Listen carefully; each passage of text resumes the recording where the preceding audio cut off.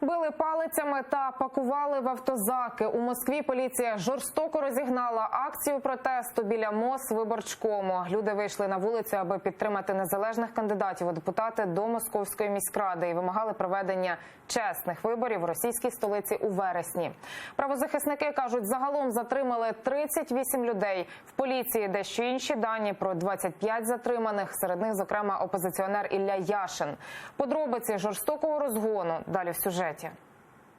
Понад 1000 людей вийшли на вулиці Москви, аби підтримати незалежних кандидатів до Московської міськради. Вимагали проведення чесних та конкурентних виборів у російській столиці цієї осені та допуску до них незалежних кандидатів. Ми збирали підписи в дощ, в жару. І ви знаєте, що вони вчора нам сказали?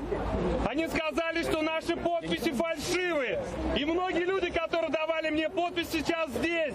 Друзі, ви согласні з цим рішенням? Ні! Акцію протесту столична влада узгоджувати відмовилась. Тож почалась вона як зустріч кандидатів з виборцями. Далі люди пішли до Московської мерії і столичного міськвиборчкому. У нас крадуть наші вибори, у нас крадуть наше будущее.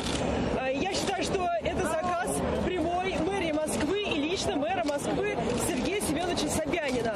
Поліція утворила ланцюг та демонстранти прорвали кордон. Люди влаштували сидячий страйк і розбили кілька наметів. Тоді правоохоронці і почали розганяти мітинг. Серед затриманих в автозаку опинились і опозиційні кандидати, і навіть представники ЗМІ.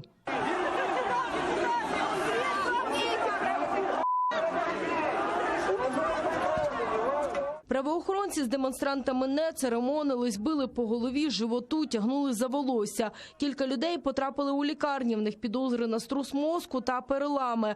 Після розгону демонстрантів намети розібрали. Такі дії правоохоронці пояснюють тим, що акція була неузгодженою. Більшість затриманих вже відпустили. Тим часом вже 9 самовисуванцям відмовили у реєстрації на вибори до Московської міськради.